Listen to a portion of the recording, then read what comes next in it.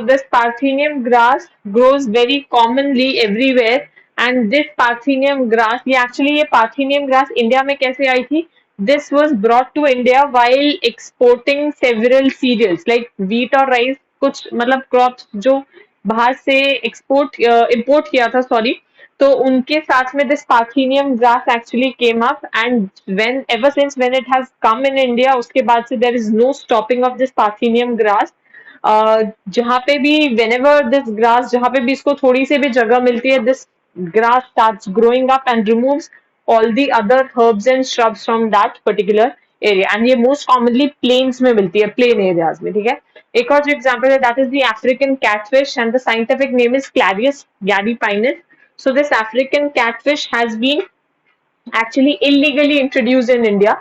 Basically इस fish को introduce कैसे किया था कि इंडिया में एक्वा कल्चर करना था, ठीक है. एक्वा कल्चर मतलब कि कल्चरिंग ऑफ फिशेस, ठीक है. जितने भी वाटर बेस्ड ऑर्गेनिजम्स हैं उनकी कल्चरिंग करना, which can prove to be economical for our country, ठीक है.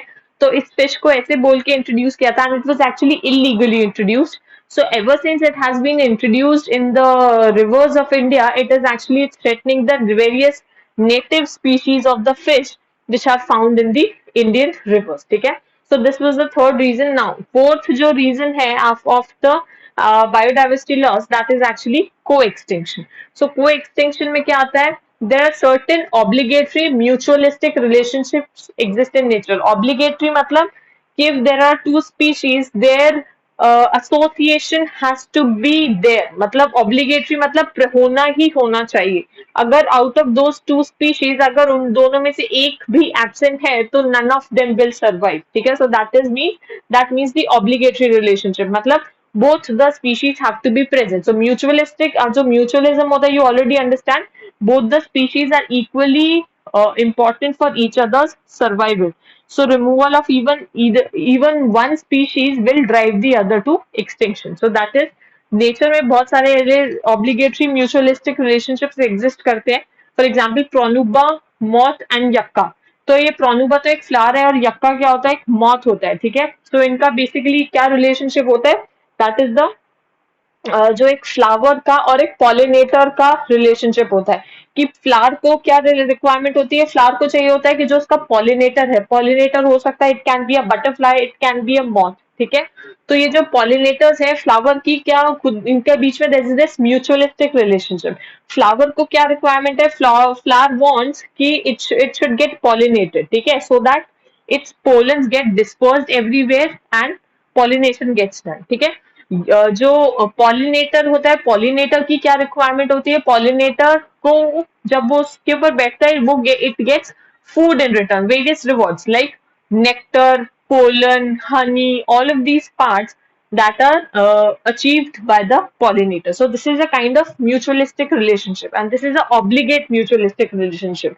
अगर plant को, फ्लावर को पॉलिनेटर नहीं मिलता है, विच मीन्स उसका पॉलिनेशन नहीं हो पाएगा. एंड अगर उस पॉलिनेशन को ह्यूमन बींग्स करने लगे, ह्यूमन बींग्स मतलब वो अपने खुद के एक्सपेरिमेंट्स के थ्रू अगर ह्यूमन बींग्स पॉलिनेशन करवाने लगे, so this would approximately cost about 70 billion, so which is a very very huge cost. So obviously, so these are the obligatory mutualistic relationships. So अगर इन दोनों में से एक भी species का extinction हो जाता है तो it would eventually drive the other species to extinction as well. So that is why it is known as co-extinction, ठीक है. एक और एग्जाम्पल जो है, that is the extinction of one will cause automatically the extinction of the other species. Also, if the host fish becomes extinct, all the parasites exclusively found on it will become extinct. Suppose if there is a fish and इसके ऊपर बहुत सारे parasites present है. Parasites का क्या है कि they are basically getting food from that fish, ठीक है. एंड जो होस्ट फिश है, होस्ट फिश को ये बेनिफिट डिराइव हो रहा है कि they are kind of like जो भी उसका वेस्ट मटेरियल है, जो भी डेब्रिस है, that is being removed by these parasites. तो अगर दोनों में से अगर कोई भी एक्सटिंक्ट हो जाता है, अगर होस्ट फिश एक्सटिंक्ट हो जाती है, तो जो भी पैरासाइट्स उस फिश के ऊपर एक्सक्लूसिवली प्रेजेंट होते हैं, they will eventually become extinct, ठीक है. So these are the four main reasons of the biodiversity losses, ठीक है. अब इसके बाद जो आपका नेक्स्ट टॉपिक आएगा, that is actually why should we conserve biodiversity. What is the need to conserve biodiversity, ठीक है। सो इसको तीन कैटेगरीज में डाला है, narrow utilitarian, broadly utilitarian and ethical reasons, ठीक है। So firstly you can start writing this. In the meanwhile I'll write down the why should we conserve biodiversity.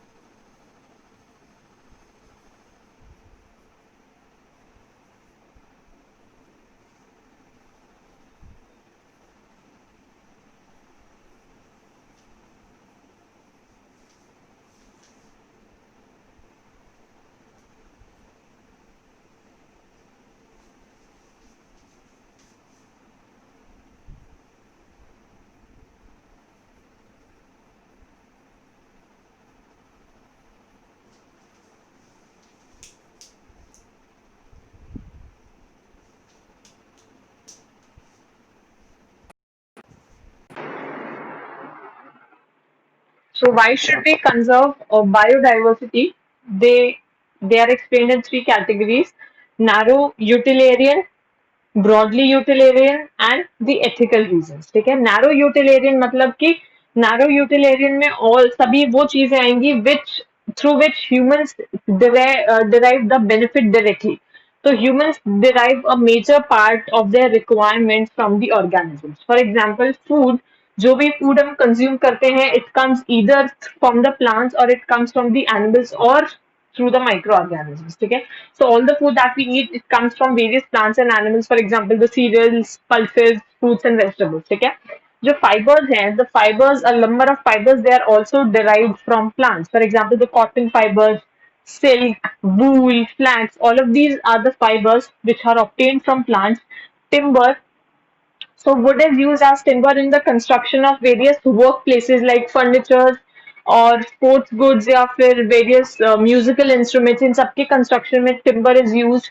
Drugs, जितने भी 25% drugs जो हम use करते हैं, they are directly coming from plants and बाकी के जो drugs है, they are coming from the manipulation. ठीक है, so 25% drugs, they are directly obtained from plants. So the narrow utilitarian में क्या एक पॉइंट्स आएंगे, ऑल दोज पॉइंट्स जो ह्यूमन बींग्स अपनी रिक्वायरमेंट के लिए प्लांट से डायरेक्टली ऑब्टेन कर रहे हैं. ठीक है, ब्रॉडली यूटिलिटेरियन में क्या आएगा कि वो चीजें जिनके ऊपर हम एक प्राइस टैग भी नहीं लगा सकते. फॉर एग्जाम्पल, जो ऑक्सीजन है, oxygen it is essential for everyone who is present on Earth. जो plants है, they replenish the oxygen of the atmosphere through their photosynthetic activity because they use carbon dioxide and release oxygen into the atmosphere.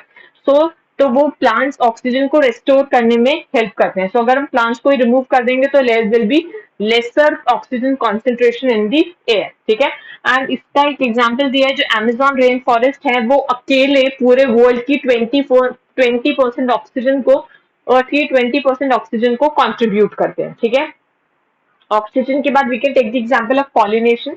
Pollination का example मैंने अभी बताया कि जो बीज है, बम्बल बीज है, बटरफ्लाइज, मॉथ्स, ये सभी क्या होते हैं, they are engaged in pollination of plants. ठीक है, प्लांट्स को क्यों रिक्वायरमेंट है इनकी, because it is important for the formation of fruits and seeds. ठीक है, एंड जैसे मैंने बोला कि अगर इसकी पॉलिनेशन की कॉस्ट कैलकुलेट की जाए, अगर ह्यूमंस को ये करना पड़े, तो this would cost about 117 billion dollars, which is a very large cost, and this would be beyond human control. ठीक है, so this is why it is one of the reasons to conserve biodiversity. Third is climate regulation.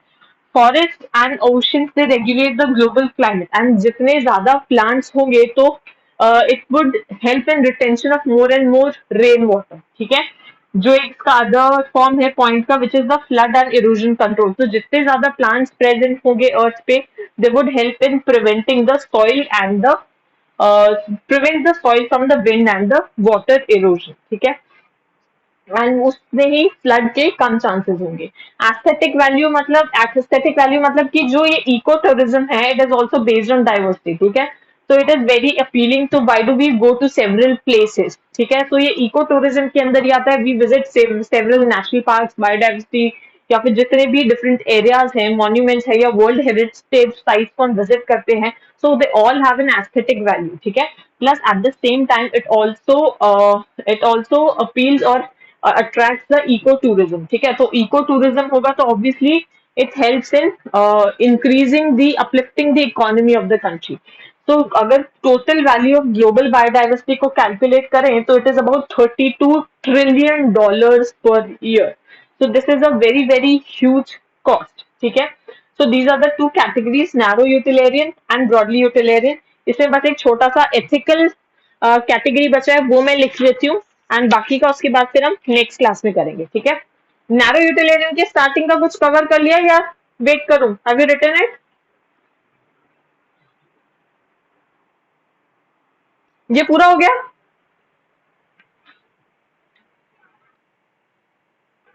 ठीक है, मैं ये जो third part है वो लिख देती हूँ.